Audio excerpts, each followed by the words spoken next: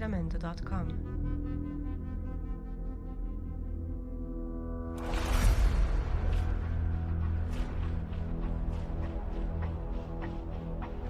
Jamendo.com.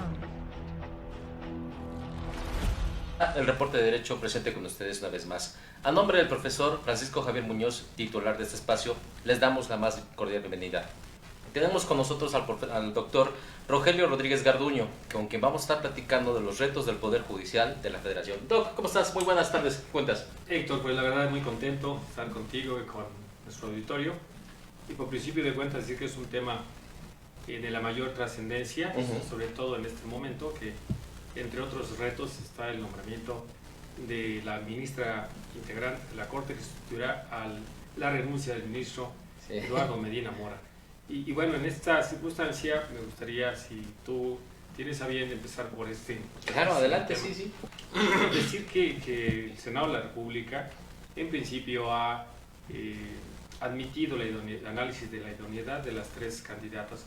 El artículo 96 de la Constitución Política de los Estados Unidos Mexicanos establece que es una facultad del presidente constitucional de los Estados Unidos Mexicanos el designar al ministro o a los ministros de la Suprema Corte de Justicia de la Nación. Y para ello tendrá que enviar una terna que él mismo integre, y el Senado de la República va a analizar la idoneidad. Esto es, que reúna los requisitos constitucionales y legales, y además que analice los perfiles para proponerle al propio presidente al que sea, en este caso, la que sea más idónea. ¿Quiénes están hoy en día en la terna que el presidente de la República ha enviado? Y se discute, porque por cierto, el próximo martes comparecerán al Pleno del Senado las candidatas, las aspirantes en este momento, o las propuestas por el presidente de la República. Pues eso es un tema que está debatiéndose y del cual es necesario platicar. Una de ellas es la maestra Diana Álvarez Mauri, que actualmente es subsecretaria de Gobernación.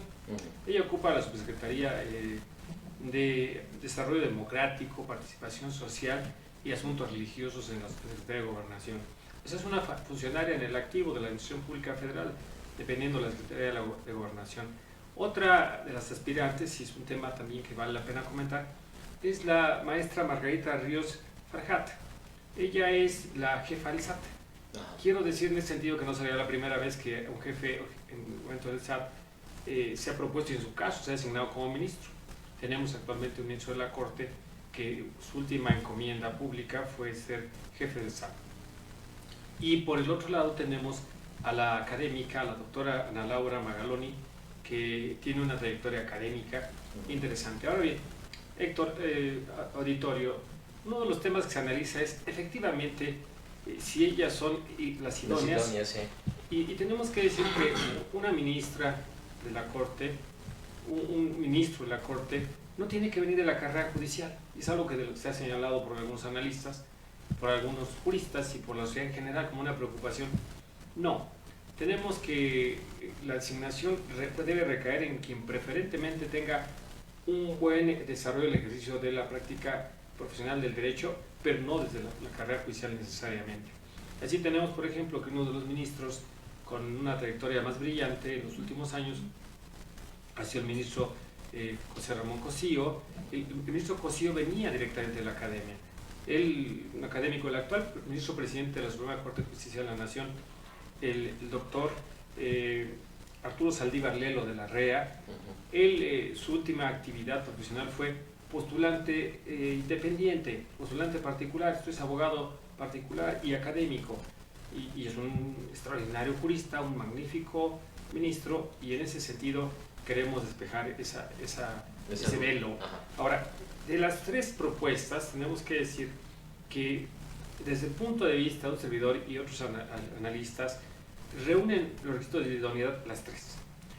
Creo que la propuesta del presidente de la República se apoya en principio en lo que sería la paridad de género, procurar la paridad de género en la Corte, donde hoy solo tenemos dos ministras. Esta sería necesariamente una tercera ministra y empezaríamos a cargar, a tratar de equiparar la carga que hoy está en favor de los varones. Recordemos que son 11 ministros los que integran el Pleno de la Suprema Corte de Justicia de la Nación, entonces tendríamos hoy en día la posibilidad de tener 3 ministras, con lo que sería creando acciones afirmativas para procurar tener mayor cantidad de mujeres en Un balance. un balance. Entonces, ahora, el otro tema que se ha señalado es que si son funcionarias, que si se encuentran actualmente desempeñando un cargo público, no están impedidas. Porque estarían impedidas si venían de cargos de elección popular de manera directa, y no es el caso. Como señalaba hace un momento, una de ellas es subsecretaria, es designación de la propia secretaria de Gobernación, la actual secretaria ministra en el retiro, Olga Sánchez Cordero, y en el otro supuesto es la jefa del SAT, Servicio de Administración Tributaria, que es de designación también en premios para el presidente de la República con vista al Congreso. De manera tal que no se encuentran impedidas, en el caso de la doctora Ana Laura Magaloni, pues sin duda que no. Sin embargo, vale la pena hacer algunos comentarios, procurando ver quién tiene más posibilidades de llegar y cuál sería su aportación. Se ha analizado que la doctora Ana Laura Magaloni es una extraordinaria académica, de probada trayectoria. Su obra escrita, sus trabajos académicos son reconocidos. No encuentran una mácula en el medio académico y el medio jurídico. Se le señala alguna cercanía personal con el actual fiscal general de la República, con el doctor Jesús Manero, y al parecer esto la descoloca frente a el paso político que representa ir al Senado de la República, con la carga que dejó la designación de la ombudsperson de doña Rosario Piedra Ibarra. Sí, Entonces este tema no deja de estar cargado de algunos ingredientes políticos, sobre todo para los partidos de oposición.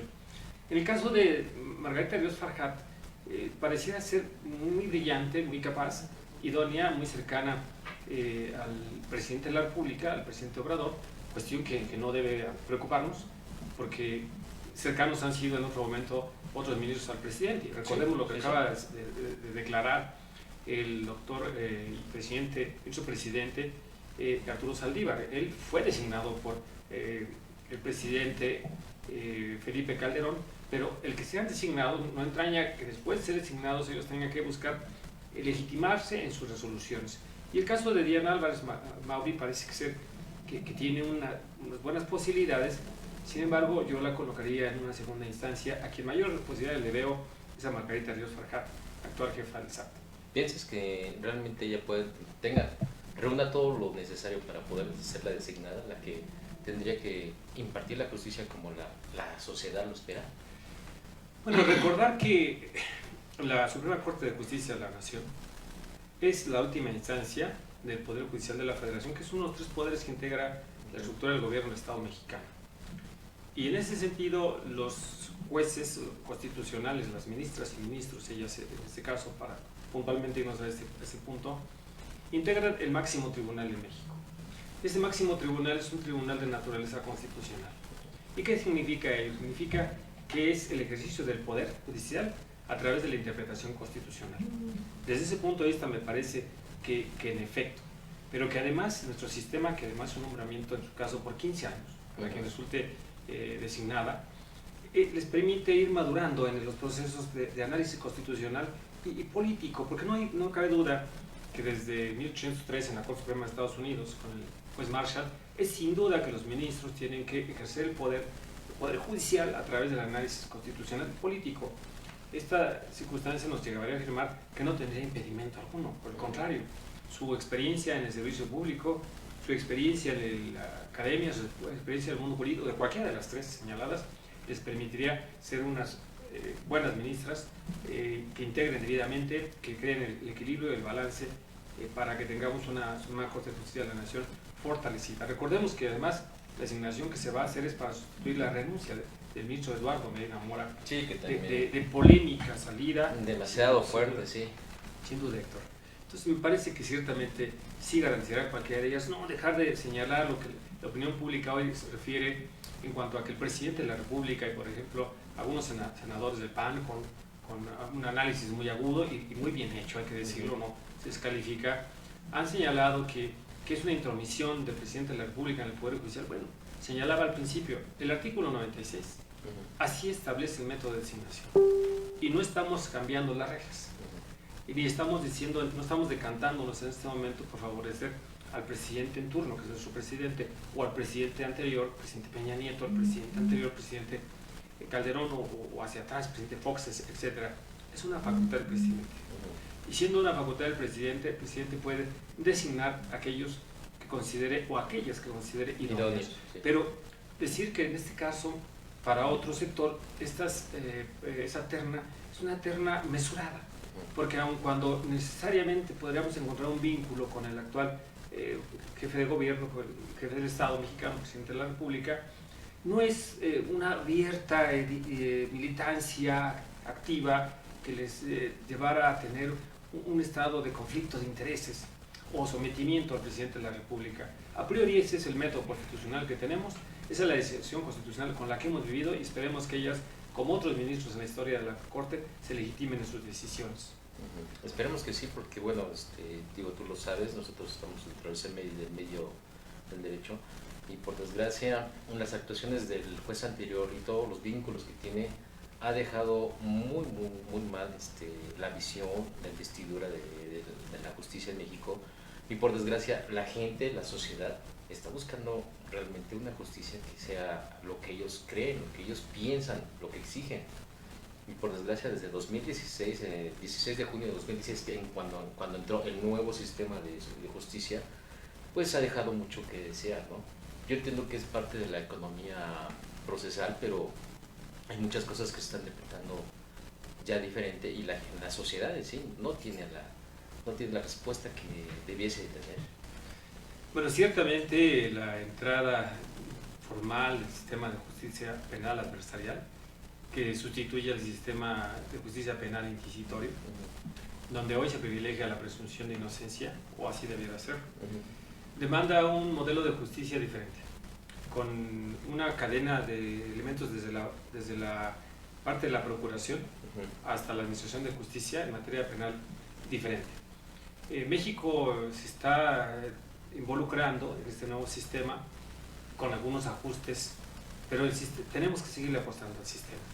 Y ciertamente es cambiar la cultura de los jueces. Por eso es que dentro de los retos del Poder Judicial también estará la estructura del Consejo de la Judicatura Federal a nivel federal y luego ver a nivel de los tribunales superiores de justicia de los estados. Y digo esto porque el sistema de justicia adversarial, donde se privilegia la presunción de inocencia, demanda de mayor profesionalismo, demanda de mayor ejercicio público ético del juez y los servidores públicos, desde las policías investigadoras. Tenemos que sentar las bases, que lo estamos haciendo, quizá con pasos que desesperan a la sociedad, quizá con fallas, quizá con elementos de corrupción, pero estamos haciendo un trabajo como Estado mexicano para mutar a este sistema cuyos expedientes eran documentos y sentencias sin ver el juez nunca al procesado, sin ver a la víctima, sin analizar, etcétera, es deshumanizado en absoluto. Sí, no, sí. El sistema adversarial permitiría la presunción de inocencia, insisto, y permitiría que en su caso los jueces de control valoren dictar las medidas de prisión o no, o cuando suceda la prisión preventiva oficiosa, que es un tema que ahorita podríamos aclarar, y demanda entonces que tengamos jueces con otro perfil. Y ahí que vale la pena mencionar que hace apenas una semana también se renovó en el Consejo de la Judicatura Federal, se renovaron 2 de los consejeras en este caso. Estas consejeras devinieron de las que designa el Senado de la República. El Consejo de la Judicatura Federal es un órgano del Poder Judicial de la Federación que en términos del artículo 94 de la Constitución se encarga de disciplinar, voy a enfatizar esto, de regreso al tema, de administrar y vigilar al Poder Judicial de la Federación, con excepción de la Suprema Corte de Justicia de la Nación. Y esta circunstancia tiene que ver, y así lo enfatizo, porque vigilar significaría ver que los expedientes se estén desarrollando en sus términos, significaría que los jueces estén impartiendo los términos del artículo 17 una justicia pronta y expedita para los justiciables, demandaría que se cumplan los términos y formalidades, demandaría que tengamos jueces apegados ciertamente al alineamiento legal, pero además que cumplan con la función establecida en la Constitución. Pero la administración deviene primero señalar qué modelo de jueces estamos incorporando a nuestro sistema. Hoy estamos incorporando jueces que técnicamente son, podríamos decir así, capaces, idóneos. Y estos jueces que estamos incorporando son jueces que debían de ganar un concurso de oposición. concurso de oposición cerrado, el Poder Judicial se ha cerrado, y eso es lo que tenemos que revisar. Hace un momento hablábamos de las bondades de que alguien que no es de la carrera judicial se inserte a la Suprema Corte de Justicia de la Nación. Otros podrían ver las desventajas. Yo lo veo más como una bondad, para que haya el equilibrio, porque los justiciales no todos son jueces, los justiciales son gente de a pie, somos gente de a pie, y demandamos que alguien que nos entienda, que haya vivido la parte académica o la parte de investigación o la parte de la postulación o la parte de la abogacía no general se inserte. Bueno, parece tener un contrasentido, porque el Consejo de la Judicatura Federal desde 2008, ha hecho concursos de oposición para jueces y magistrados federales únicamente de los llamados internos, esto es para los integrantes de la carrera judicial. Vamos a tener jueces y magistrados que tengan una carrera judicial, que han sido actuarios o secretarios y que puedan ser jueces o puedan ser magistrados. No es un secreto ni es un demérito de este importantísimo órgano que hace apenas un par de años se debatió un tema muy delicado, porque el propio Consejo dio cuenta, Consejo de la Judicatura, del tema de la corrupción en el manejo de los exámenes. Y entonces tenemos que cambiar, no debe ser solo el que pase un examen técnico, porque además si lo reprueba tenemos un problema que señalar. Si el aspirante secretario reprueba el examen, que es para un buen secretario, entonces no solo no es juez ni es magistrado, sino a priori es un mal secretario. Este modelo tiene una perversión, porque además el que ha de ser juez o magistrado ha de replicar el criterio, han señalado una jurisprudencia o un sentido de una resolución, pero entonces el juez creativo, el juez pensante de otro punto de vista no podría ser. Además estamos viendo que tendríamos que incorporar métodos, por ejemplo, exámenes de control y confianza, porque acabamos de ver una noticia que es relevante, donde un magistrado federal es vinculado a proceso, es detenido y vinculado a proceso por participar en de estos cárteles criminales. Muy recientemente, es un tema que por tantas noticias que están sucediendo importantes, parece perderse, pero no es un tema que debería perderse.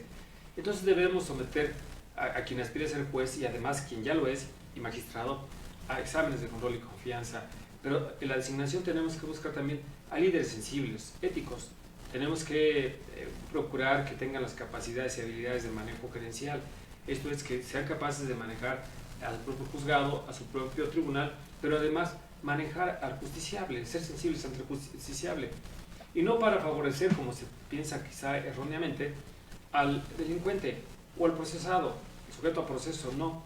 El que tengamos jueces con mayor grado de apertura intelectual es que entonces tendríamos jueces que sean capaces de ver la protección de los derechos humanos, pero en un sentido integral. No solo del procesado, no solo del que es imputado, sino también de la víctima. También los derechos de la sociedad. Jueces que sean capaces de articular sentencias progresistas. El presidente tiene un discurso que probablemente a muchos nos parezca complejo, esto de hablar de liberales y conservadores. Bueno, hablemos de progresistas, hablemos de que sean progresistas y que en ese sentido interpreten con mayor sentido a la Constitución, interpreten con un sentido pro persona y al servicio de la sociedad, en un equilibrio tal que nos permitamos tener la certeza de que tenemos los mejores jueces y los mejores magistrados federales. Ahora, a nivel local, porque el sistema de justicia penal pues, opera a nivel federal y a nivel local, lo mismo, tenemos que aspirar a que los poderes judiciales de los estados, los tribunales superiores de justicia y los consejos de las judicaturas locales también cambien este modelo, la designación de jueces, que he aprobado que se encuentra en una crisis profunda. Entonces ahí tenemos otro de los retos del Poder Judicial de la Federación, importantísimo. Pero hay un tema, Héctor, que me parece, y ahí lo remarqué, me parece vale la pena regresar a él. Dice, con excepción de la Suprema Corte de Justicia de la Nación. Los tiempos que enfrenta nuestro México nos conducirán a señalar que el Consejo de la Judicatura Federal debiera tener también facultades de administrar, vigilar y disciplinar a la Corte, con excepción de los señores ministros. Esto es, crear una excepción donde las ministras y los ministros no puedan ser, por ejemplo, disciplinados por el Consejo de la Judicatura Federal. Ellos tienen un tratamiento para ser sujetos, en su caso, de un juicio político, por responsabilidad política, que incluso les podría venir también en un juicio llamado desafuero, que es la pérdida de la inmunidad constitucional, por su importante encargo.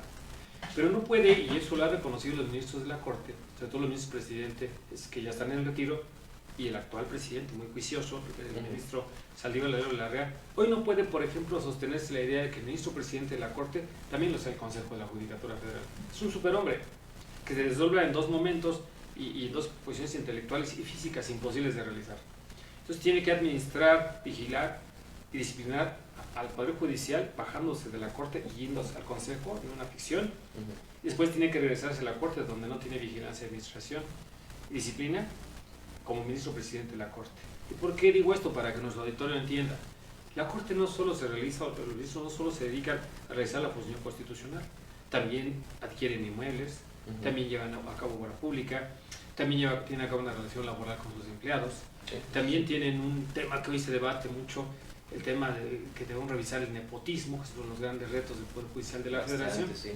Entonces, ¿qué hacer ante eso? Pues tenemos que procurar que un tercero, que debiera ser el Consejo de la Judicatura Federal, también se ocupe de la Corte, con excepción de los señores ministros, por la naturaleza de su importante función constitucional, la que hemos venido señalando. Y por cierto, ya en esos retos, Héctor, quisiera reflexionar contigo y nuestro auditorio que uno de los retos más grandes que tiene el Poder Judicial es lo que señalaba hace un momento, el tema del nepotismo. Sí, es que es muy fuerte, bastante. La famosa familia judicial que hace años parecía una hilaridad, parecía una cuestión graciosa y que hoy genera muchos problemas, sobre todo frente al discurso republicano que ha establecido el presidente en el sentido de evitar los privilegios, etc. Y ciertamente el Poder Judicial de la Federación ha tomado medidas ya. Ha tomado medidas para, a primera mano, ir depurando lo que serían estas cuestiones, pero parece que se requiere una cirugía mayor y un proceso institucional. Claro. ¿Y qué es lo que debiéramos aspirar? Quiero dar cuenta de algo al auditorio y conversarlo contigo. El Poder Judicial de la Federación no tiene un proceso institucional de ingreso previo a exámenes médicos, psicológicos, de control y confianza y de competencias. Las personas que entran al Poder Judicial de la Federación, salvo lo que señala en ese momento la asignación de jueces y magistrados y hoy el tema de los ministros, que sigue las cuerdas del artículo 96 de la Constitución, ingresan por designación directa ya sea de los jueces, de los magistrados y en el caso de los empleados administrativos, de los jefes inmediatos superiores. Y así tenemos, quiero aclarar que los jueces y magistrados previamente tenían que tener que haber secretarios cuando son concursos internos, claro, sí, de oposición. Pero la preocupación es porque no hay una forma de garantizar que quien ocupa un cargo, cualquiera que sea, es competente. Entonces, como no hay esa situación, puede ser funcionario público, servidor público del Consejo de la Judicatura o de la Suprema Corte o del Tribunal Electoral, lo puede ser alguien que no tenga las competencias. Y además, que sea familiar de alguno de los miembros del Poder Judicial de la Federación. Esto puede concatenarse hasta generarse en una cultura que distorsione los fines y la función de estos organismos tan importantes para la República. En esta condición lo que se tiene que hacer de manera inmediata es establecer una revisión de los actuales servidores públicos del Poder Judicial de la Federación y someterles a un examen de competencias, que no dudo que la gran mayoría lo superaran con solvencia, pero que en otros casos tendríamos que decir en un primer corte que aquellos servidores públicos que no cumplan el perfil y que no tengan acreditada la competencia tendrían que separarse, claro, y dar paso a jóvenes, mujeres y hombres, abogados, profesionales que estarían nutriendo, fortaleciendo esas importantísimas instituciones. Claro. Pues ahí tenemos todo un tema en esa cuestión. Tenemos el tema de evitar, y ya lo han dicho, y si está en vías una posible reforma al artículo 94 de la Constitución Política de los Estados Unidos Mexicanos, para separar la figura del ministro presidente de la Corte, que lo es para fines del Tribunal Constitucional, de ser al mismo tiempo el ministro presidente del Consejo de la Judicatura Federal. Creo que eso le daría mucha salud, separaría realmente al órgano de control, el Consejo de la Judicatura Federal, del sujeto controlado, que en alguna manera lo es, o que constitucionalmente no lo es, es la Corte. Pero, por ejemplo, la Suprema Corte de Justicia de la Nación, el ministro presidente aprueba el presupuesto que le somete el Tribunal Electoral a través de la comisión, digamos, que se encarga de llevar a cabo la vigilancia, disciplina y administración del Tribunal Electoral. Es someterle, una de las cuestiones, someterle al ministro presidente el presupuesto. Y quien controla el presupuesto controla el poder. Claro, sí. Entonces es una cuestión que tendríamos que de manera inmediata hacer. Y bueno, tenemos como un tercer rubro, Héctor, amigos, el tema de los cruciales asuntos que la Corte tiene que realizar. Y los jueces y los magistrados, para efectos de cómo se encuentra en transición la República Mexicana. Y son asuntos tales como, por ejemplo, las acciones de inconstitucionalidad interpuestas en contra de la famosa Ley Bonilla. Sí. Controversias constitucionales y acciones de inconstitucionalidad, además de algunos juicios de amparo. Pero yo me voy a centrar en las acciones de inconstitucionalidad de este importantísimo tema y otros importantes temas que sentarán o no un precedente para la República, sobre todo por lo que entra. Justamente no podemos desvincular la designación de ministros, en este caso ministros, y la integración de la Corte. Y poner a prueba la Corte, sin duda alguna. Y cuando digo poner a prueba una institución, no a un político en su momento, sino una institución, en donde el tema de la Ley Bonilla, a todas luces, la reforma a la Constitución de Baja California, un problema de inconstitucionalidad con la Constitución Federal de los Estados Unidos Mexicanos, sí, con el artículo 106 de la Constitución, porque el gobernador fue electo para un periodo de 2 años. El gobernador promovió ante un Congreso, por decirlo menos indiferente e irresponsable, una reforma, aprobar una reforma donde lo lleva a 5 años del ejercicio de gobierno. En esta condición, esos 5 años de ejercicio de gobierno resultan ser inconstitucionales contra la Constitución Federal. ¿Por qué? Porque el artículo 116 dice que los gobernadores electos constitucionalmente no podrán ser reelectos o ser sustitutos o de ninguna forma ocupar el cargo para el periodo inmediato. Claro. Entonces aquí, ¿qué pasa? El periodo fueron 2 años. Al convertirse a 5 hay un periodo de 3 adicionales. Sí. O sea, hay una violación al artículo 16 de la Constitución, por decirlo menos.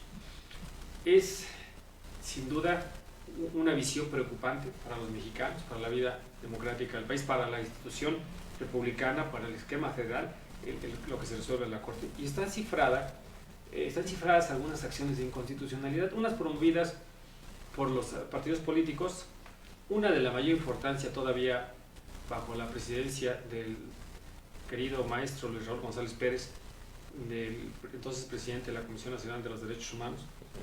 ¿Y qué se plantea aquí? ¿Es declarar la inconstitucionalidad o no de esta reforma, de esa importante cuestión? ¿Cuáles podrían ser por eso digo, los retos, las decisiones que debe tomar la Corte? Sí. Si el resultado fuere declararla inconstitucional, lo que esperamos todos. Bueno, es lo que se supone se debe de hacer, ¿no? Estamos todos en nuestro razonamiento, sabemos que eso no está bien, eso es inconstitucional y se debe llevar un proceso, pero ¿se irá a ser? Bueno, decíamos en un análisis, una mesa de juristas expertos en derecho constitucional, decíamos que era indiscutible. Si hubiera un campeonato de la inconstitucionalidad, creo que sería un candidato. Sí. Entonces, me parece incluso que la Corte técnicamente no la tiene difícil. Ajá. Porque hay una inconstitucionalidad en la reforma constitucional a la ley.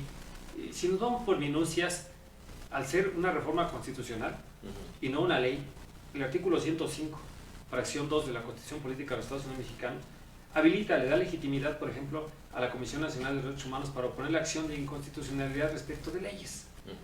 Y aquí estamos dando una reforma constitucional a la Constitución Política del Estado de Baja California. Entonces, si nos fuéramos por tecnicismos y una resolución que prefiera el tecnicismo, detalles, etcétera, tendríamos una resolución que de fondo además no declarara inconstitucionalidad, tendríamos una reforma que no ayudaría a lo que dije en un principio. Cuando yo dije que eran idóneas las ministras y que además ellas venían de un proceso político donde el presidente las elegía, y así ha sido, señalaba hace un momento, así han sido designados los ministros en términos de nuestra Constitución. Y dije, por ahí recordará al auditorio, que los jueces constitucionales tienen que legitimarse sus decisiones. Claro. Esto trae una suerte de pecado original por la designación, por la incompetencia de origen que pareciera, donde rápidamente se suprime esa aparente problema de legitimidad en las decisiones. Y en las decisiones esperaríamos que las ministras y los ministros declaren la inconstitucionalidad de esta ley. Y de ser así, y no porque sea por aclamación, tendríamos que esperar un discurso que satisfaga a la población. Hay un derecho del cual poco se habla, Héctor Auditorio, y que creo que deberíamos hablar mucho más. Y es el derecho a la verdad y al respeto de la sociedad. Exacto, sí. Nosotros, en el caso de los electores de la Baja California, ellos fueron a elegir por un gobernador de 2 años. Los demás estamos expectantes. ¿Por qué? Porque lo que se resuelva puede ser la base para asumir cuál va a ser un proceso frente a lo que podría ser la elección del próximo presidente de la República, de los próximos gobernadores. Si se puede, después de un proceso electoral, reformar una constitución para ampliar el periodo presidencial. Y entonces decíamos que si las decisiones en el sentido de declarar inconstitucionalidad, esto sería con efectos generales.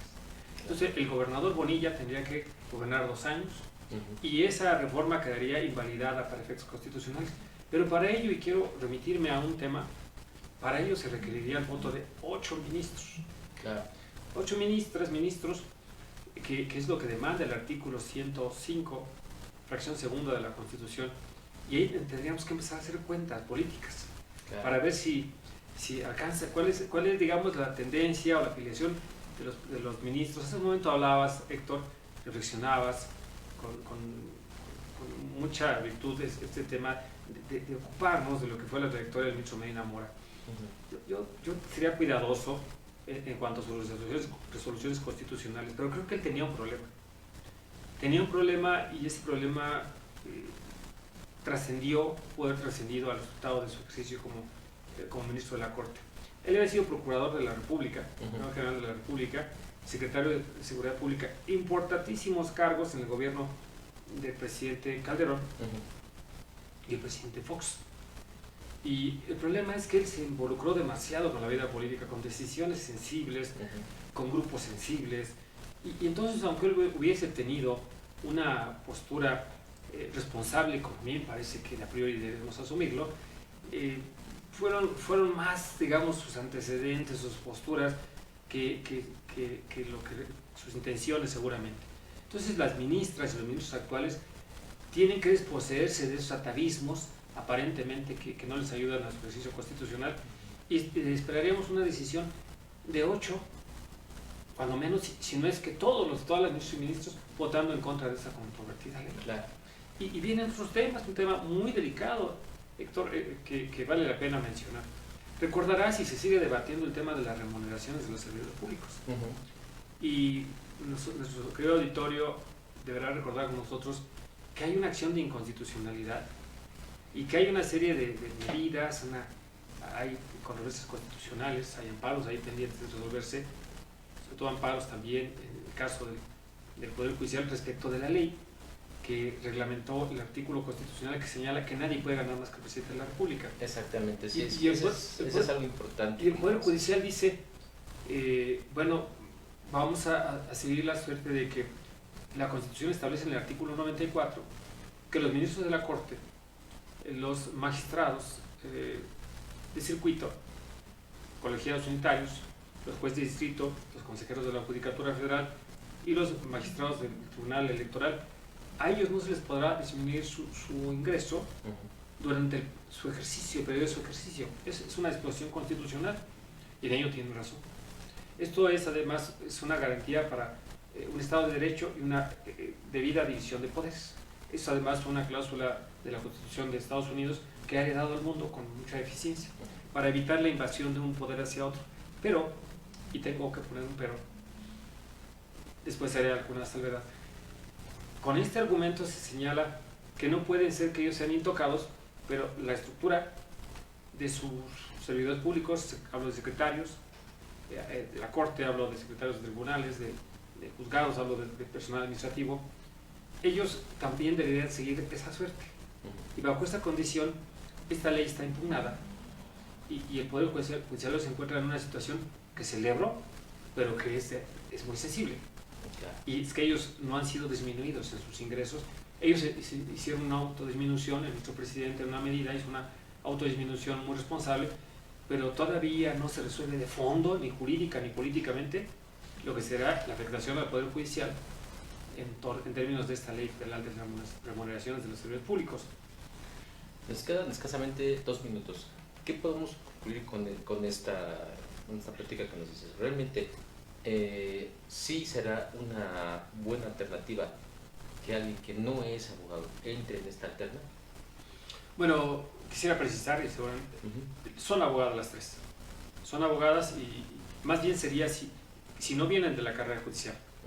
Y yo diría clara y contundentemente que sí, que es muy saludable, que además es una posibilidad de incorporar visiones diferentes y no caer en la ceguera de taller, en el vicio de pensar que el Poder Judicial tiene sus propios procesos, pero que esos procesos son distantes de la sociedad. Me parece, y me sumo a algunos, otros se sumarán a mí, en el sentido de que viene bien que no sean necesariamente provenientes de la carrera judicial, o que en el caso que se ha dicho nunca han sido algunas ni siquiera empleadas del Poder Judicial, como es el caso de algunas de las propuestas. Esto ayuda, y di el caso, di hace un rato el ejemplo del ministro Cosío, del actual ministro presidente Saldívar Lelo de la Rea, quienes desde mi punto de vista, y así lo he dicho en muchos momentos, hace años, no ahora lo digo porque estemos frente a este auditorio y por los momentos políticos, a mí me parecen dos de los mejores ministros que ha tenido la Corte históricamente. Los dos no vienen de la carrera judicial. ¿Y en qué fundo esto? En las decisiones trascendentes que han tomado. Por ejemplo, el ministro Saldívar, en los casos de los amparos marihuana, que dio lugar a la jurisprudencia, que por otro lado, esa jurisprudencia tendríamos que ver a la luz de ser ya, digamos, la posibilidad de llevar a cabo la Declaratoria General de Inconstitucionalidad de las leyes que prohíben el uso lúdico de la marihuana y pasar al esquema de regulación. Pero Héctor, además, algo que quiero enfatizar es que mi visión es que se mantenga un debido ingreso, una debida independencia de los empleados del Poder Judicial de la Federación. Creo que la austeridad tiene límites, y los límites que tienen es tocar un sano desarrollo, una proporcionalidad entre las responsabilidades que asumen los servidores públicos. Cierto, en algunos casos era desmedido, y en algunos casos era excesivo, cierto, hay nepotismo, pero no podemos caer en el extremo de empobrecer el ingreso para tener servidores públicos proclives, y no quiero decir que esto sea así, o debe ser así. Hablamos hace un momento de la criminología, ¿no? Sí. No son condiciones necesarias pero sí son condiciones que pueden abonar el tener un gobierno o ineficaz o proclive a la corrupción y que tenga ingresos menores. Perfecto, pues Doc, te agradezco muchísimo esta plática. Como siempre, no nos alcanza el tiempo. Te invitamos a que vengas a otra entrevista en donde podamos ahondar más todos estos temas, porque no es un solo tema, son varios. Esto está lleno de todos estos temas, de todas estas problemáticas que tenemos que analizar como sociedad completamente. Te agradezco mucho que hayas estado con nosotros. Auditorio, muchísimas gracias por estar con nosotros. No me despido, nos vemos la próxima. Al nombre del profesor Francisco Javier Muñoz, les doy la más cordial salida. Que la pasen bonito, que el metal, la fuerza, el gran arquitecto del universo los acompañe. Buenas tardes.